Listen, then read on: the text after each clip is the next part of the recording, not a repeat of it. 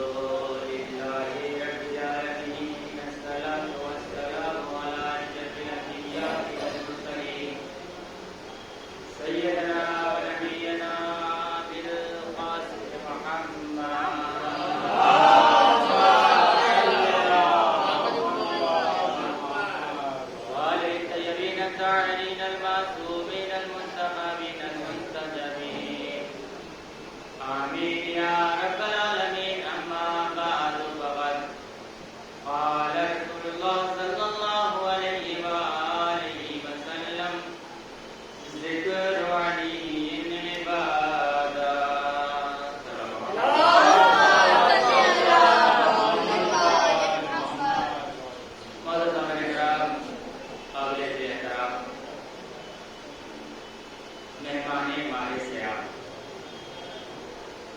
मैंने इस हदीस मुबारक को अपना अनुमान करार दिया है। अब इससे पहले कि इस हदीस मुबारक के ऊपर कुछ मारूदार आप हजरात के जहन गोशगुजार की जाए, आप मुमिन से गुजारिश है कि मदद कुरान और 3 मरतबा सूरह इखलास की तिलावत फरमाकर सैयद अख्तर हुसैन मरहूम इब्न मोहम्मद रजा उर्फ बिंदु, मरहुमा ताहिरा खातून बिन्ते सैयद असगर मरहूम और सैयद अफसर हुसैन मरहूम इब्न सैयद अख्तर हुसैन मरहूम की रूही सजद सवाब फरमाएगा।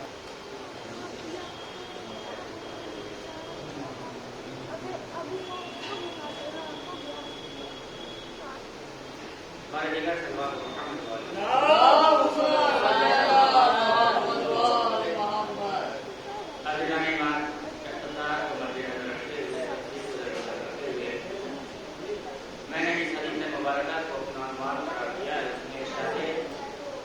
खत्मी मरतबत हो रहा है कि जिक्र वली इबादत। नबी ने फरमाया अली का जिक्र इबादत है। अगर आप तफासीर और तारीख उठाकर देखेंगे तो सिर्फ नबी ने इसी जुमले पे इत्तफा नहीं किया है, बल्कि आगे बढ़कर और फरमाया है कि हुब्बु अली इबादत, अली की मोहब्बत अपने दिल में रखना क्या है, ये इबादत है। और जो पूरी तारीफ है कि नबी ने 3 जुमले इरशाद फरमाए। अली के चेहरे की ज़ियारत करना ये भी इबादत है, अली का जिक्र करना ये भी इबादत है, और अली की मोहब्बत अपने दिल में रखना ये भी इबादत है।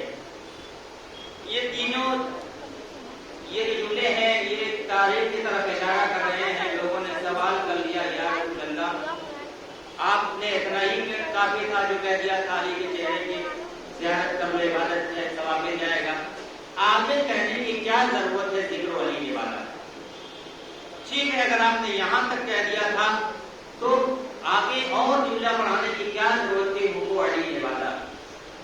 अभी जो नबी इसकी तफसीर में फरमा रहे हैं, याद रखिए नबी ने आगे फरमाया कि ऐसा भी जमाना आएगा कि जब तुम्हारे दरमियान अली न रहे तो तुम इस इबादत से महरूम हो जाओगे। लिहाजा उस इबादत के सवाब को हासिल करने के लिए नबी ने एक आसान सा नुस्खा दे दिया, आसान सा फार्मूला दे दिया, जिक्र अली इबादत। अली का जिक्र कर लो, तुम्हें इबादत का सवाब मिल जाएगा। और फिर नबी ने फरमाया मुमकिन है कि कभी ऐसा वक्त आ जाए जिक्र अली पे पाबंदी लाहक हो जाए, जिक्र अली पे पाबंदी लगा दी जाए, तो फिर तुम इस इबादत से तो महरूम हो जाओगे। अगर तुम ये चाह रहे हो कि अली की इबादत का सवाब तुम्हें हासिल हो जाए, तो जिस जमाने में अली मौजूद न हो, जिस जमाने में अली के जिक्र पे पाबंदी लगाई जाए, अली की मोहब्बत अपने दिल में रख लो, तुम्हें इबादत का सवाब मिल जाएगा।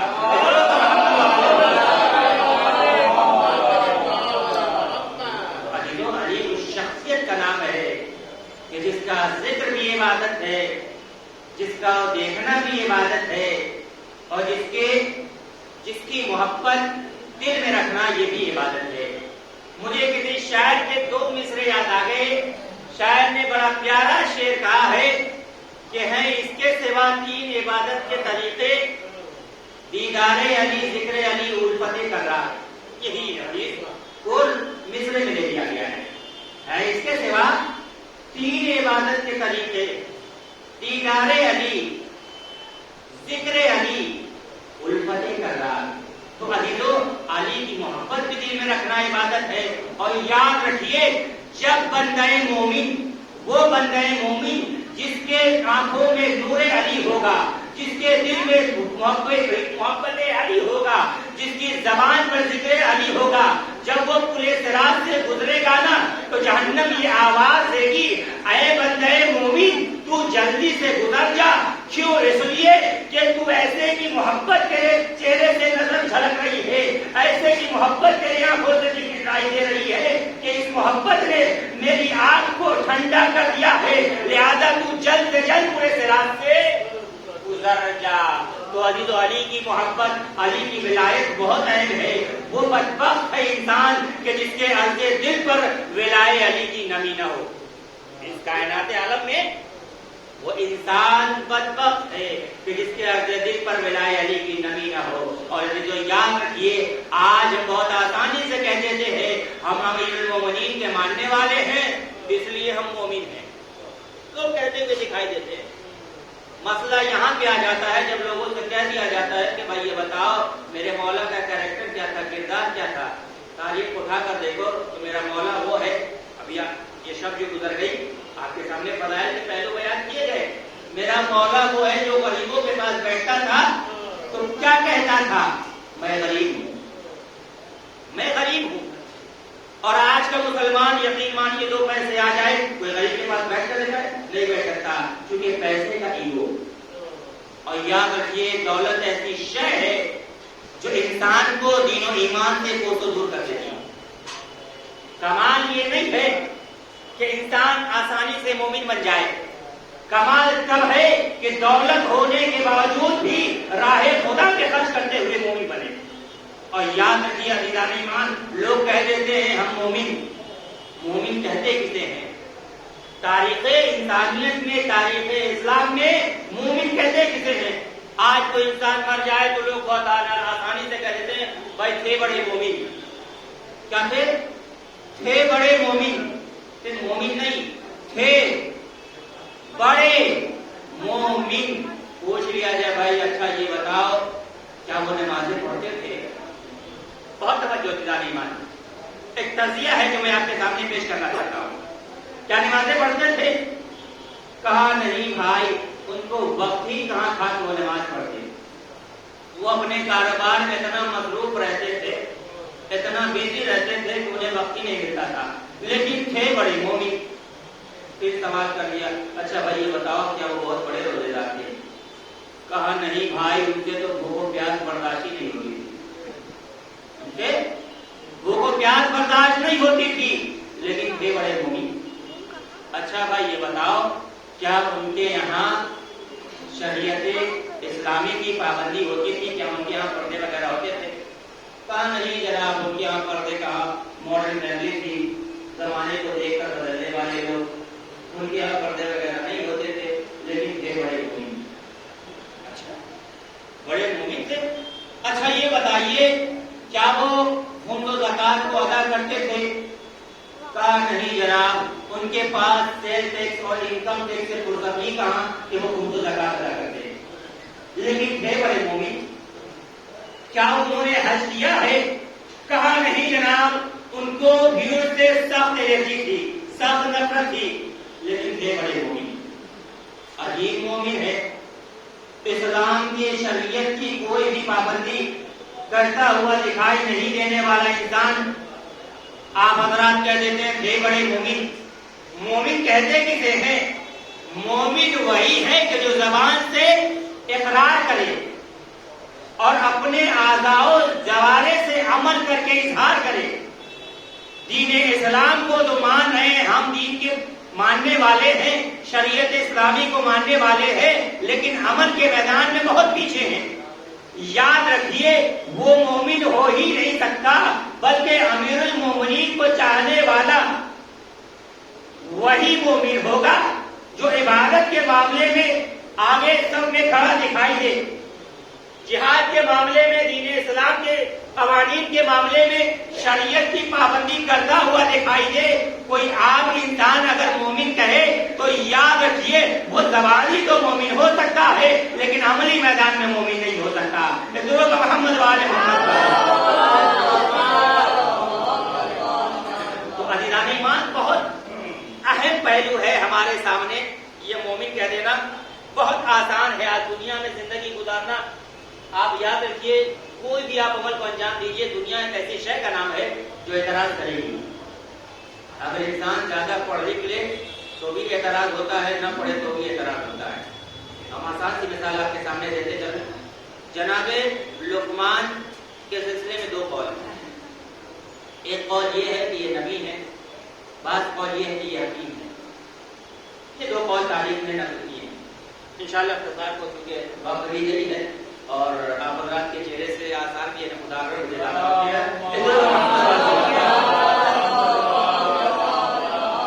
دنیا کسی حال میں بھی انسان کو جینے نہیں دیتی. تاریخ میں نے آپ کے سامنے پیش کی 2 قول جناب لقمان کے سلسلے میں.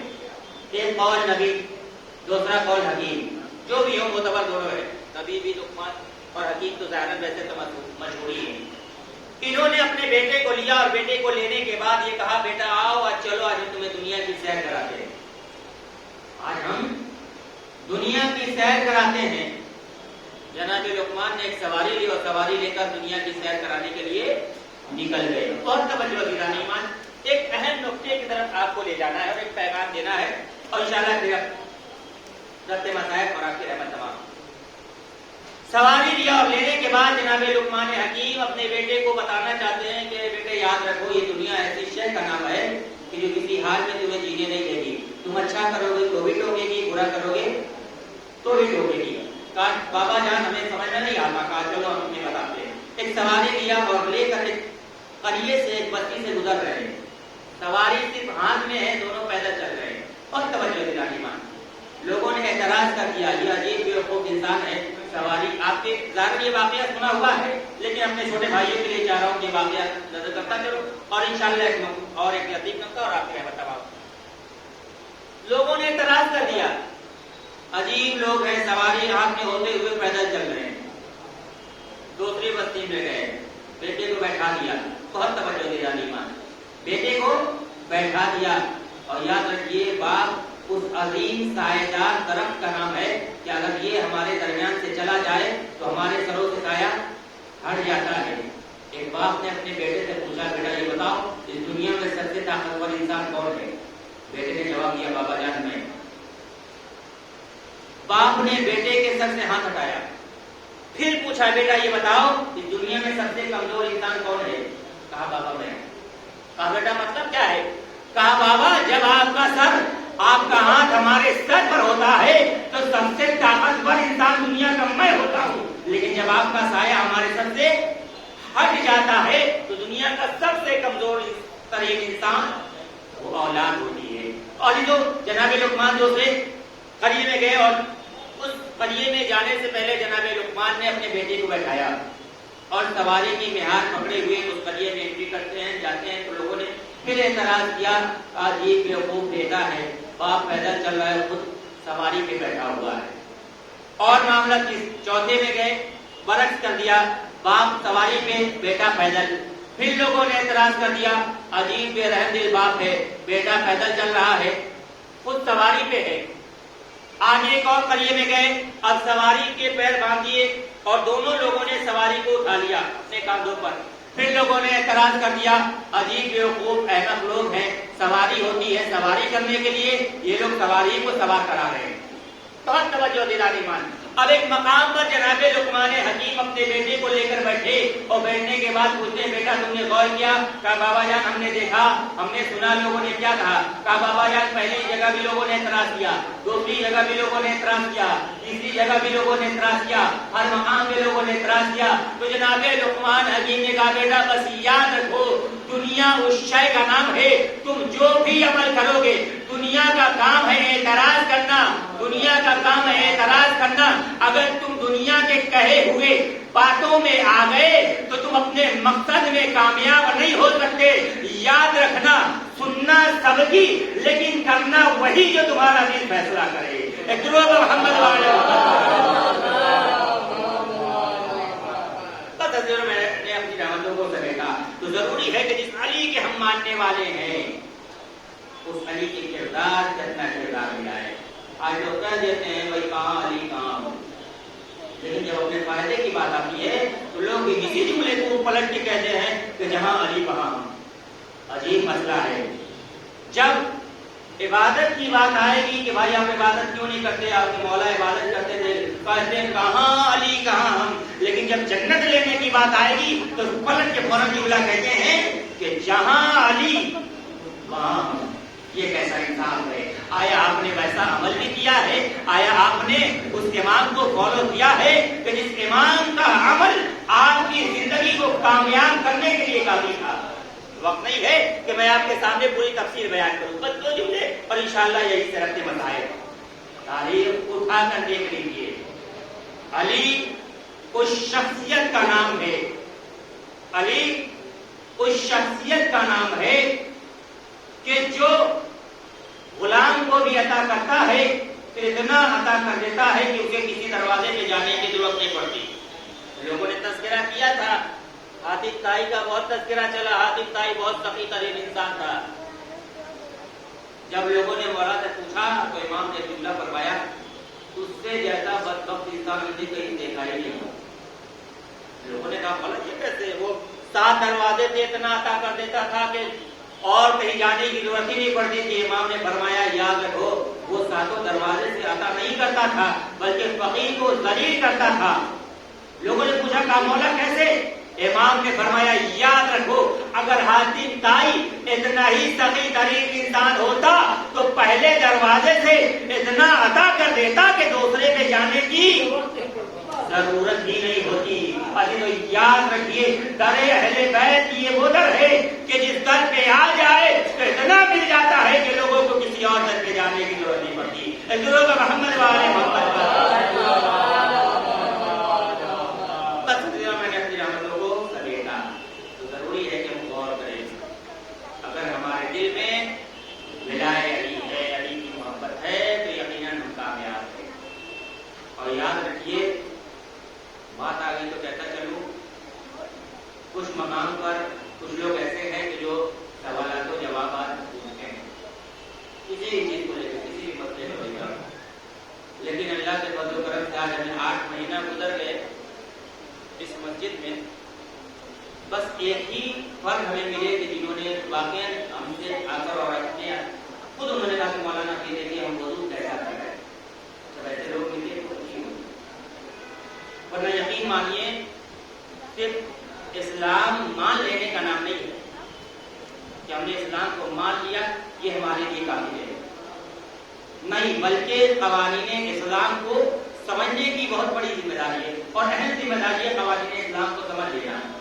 چونکہ نماز کی اول بنیاد وضو ہے. اگر آپ کا وضو ہی باطل ہے تو آپ کی نماز قابل قبول نہیں ہے.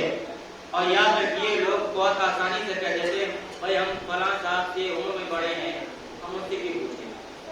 اب یاد رکھیے, آپ نے اتنی ساری زندگی جہالتوں میں گزاری, کم از کم اب تو باب مدینہ العلم سے رابطہ رکھتے ہوئے ان کی روشنی میں اپنے اعمال کو درست کر لیجیے. اور یاد رکھیے, کچھ لوگوں کو یہاں تک کہنا پڑتا ہے, بہت سارے افراد ایسے ملیں گے کہ جن کا کلمہ کے ساتھ ساتھ غسل کرنے کا ان کو صحیح طریقہ نہیں معلوم. ماننے والے کس کے ہیں؟ تطہیر کے, پاک و پاکیزہ لوگوں کے. تو انصاف سے بتائیے, پاک و پاکیزہ لوگوں کی محبت دل میں رکھنے کے لیے پہلے خود کو پاک کرنا بہت ضروری ہے. تو جو بہت ساری باتیں, وقت نہیں ہے کہ میں آپ کے سامنے ان چیزوں کو بھی بیان کروں. انشاءاللہ وہ مسائل بھی آپ کے اسی مقام سے شیئر ہوتا ہے. جن لوگوں نے اس مسئلے سے استفادہ کیا ہے وہ بھی استفادہ کر رہے ہیں, اور انشاءاللہ آئندہ بھی وہ سارے مسائل اسی مسجد سے شیئر ہوتے رہیں گے. وقت نہیں ہے, یاد رکھیے بس میں نے اپنی رحمتوں کو سمیٹا. تو جتنے مسائل کو آپ کی رحمت تمام غالب کل غالب علی ابن ابی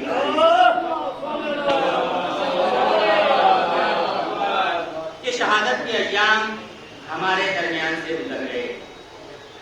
ہم ذرا تصور تو کریں کہ آیا ہم نے حق کے گریہ ادا کیا ہے یا ادا نہیں کیا. ارے بندہ, اول مظلوم اگر کوئی ہے تو وہ ہمارا اور آپ کا مولا امام علی ہے. علی کی فضیلت دیکھیے اور علی کی مظلومی دیکھیے. علی کی فضیلت کے لیے یہی کافی ہے کہ علی ساقی کوثر ہے, لیکن علی کی مظلومی کے لیے یہ اتنا ہی کہنا کافی ہے کہ جو علی ساقی کوثر ہے اس کے بیٹے کو کربلا کے میدان میں 3 روز کا بھوکا پیاسا شہید کر دیا گیا۔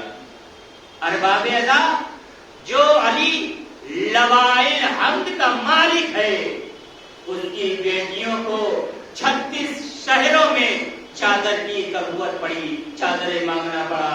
ارباب تصور تو کرے اس علی کی مظلومی کو ہمارا آپ کا مولا اول مظلوم ہے، علی اول مظلوم ہے۔ تاریخ بتاتی ہے کہ ارباب جب ظاہری خلافت ملی ہے نا مولا کو، ارباب میں نے مسائل سے پہلے پڑھا ہے، بس ایک گوشہ لینا ہے اور آپ کی رحمت تمام کروں گا۔ تاریخ بتاتی ہے کہ میرا مولا ظاہری خلافت ملنے کے بعد اپنے ہاتھوں کو دیکھتا تھا، اپنے ہاتھوں کی ہتھوڑیوں کو دیکھتا تھا۔ میرا مولا کتنا مظلوم ہے، ارباب تاریخ بتاتی ہے ظاہری خلافت ملنے کے بعد میرے مولا نے اپنی ہتھیلیوں کو دیکھا اور دیکھنے کے بعد جب پیغمبر نے سوال کیا مولا آپ ہتھیلیوں کو کیوں دیکھ رہے ہیں، میرے مولا نے یہی تو جملہ فرمایا تھا، اے پیغمبر یہ بتاؤ کیا یہی وہ ہاتھ ہے نا کہ جس سے میں نے خیبر کو فتح کیا ہے، جس سے میں نے خندق کو فتح کیا ہے، اے پیغمبر یہ بتاؤ یہی تو وہ ہاتھ ہے نا، لیکن اے پیغمبر یہ بتاؤ میں نے کس طریقے سے صبر کیا ہے، یہ دونوں ہاتھوں کے ہوتے ہوئے بھی میں نے زہرا کے پہلو پر جلتا ہوا در دیکھا ہے، اے پیغمبر یہ بتاؤ میں نے کیسے صبر کیا ہے، یہ دونوں میرے بازو صحیح سالم ہونے کے باوجود بھی میں نے اپنے گلے میں رسی کا پھندا کیسے۔ ارباب تاریخ بتاتی ہے، بس آخری جملے آپ کی رحمت تمام، ہمارا اور آپ کا مولا اس دنیا سے رخصت ہو گیا ہے، لیکن ارباب عذاب ذرا غور تو کریے، اگر کسی کا ماں باپ اس دنیا سے رخصت ہو جاتے ہیں اور جب پہلی عید آتی ہے تو ارباب عذاب اس کے دل میں کیا گزرتی ہے۔ تاریخ کہتی ہے کہ امام حسن مجتبی باپ کے گزرنے کے بعد پہلی جناب زینب کی خدمت میں آئے اور بس آخری جملے آپ کے رحمت تمام۔ تاریخ کہتی ہے حسن نے سوال کر لیا، اے بہن زینب بابا تو نہیں ہے لیکن بابا کے بعد یہ پہلی عید ہے، جو بھی چاہیے آپ اپنے بھیا حسن سے مانگیے، آپ کا بھائی حسن دے گا۔ ارباب تاریخ کہتی ہے کہ زینب حسن سے مخاطب ہوئی اور مخاطب ہو کر کہتی ہے، اے بھیا حسن میں آپ سے کچھ خاص نہیں مانگوں گی، ہاں بس اتنا کہوں گی میرے بھیا عباس کو کہہ دو کہ وہ بابا کے لباس پہن کر ہمارے سامنے آ جائے، ہم اپنے بابا کو بھیا عباس سے دیکھتے ہیں۔ الا لعنۃ اللہ علی القوم الظالمین وسيعلم الذين ظلموا أي منقلب ينقلبون إنا لله وإنا إليه راجعون۔ بالا بہت محمد والوں منتخب میں ہماری مختصر سی باتیں قبول فرما۔ بالا بہت محمد والوں کا جمع جمع شان ہے قرار ان کی جان مالی میں دعا کی حفاظت فرما، جو پریشان حال ان کی پریشانی کو دور فرما، جو مقروض ان کا قرض غیر سے ادا فرما، جو برسر روزگار انہیں ذریعے رزق عنایت فرما، جو بے اولاد ہونے اولاد صالح انہیں دین عنایت فرما۔ مومنین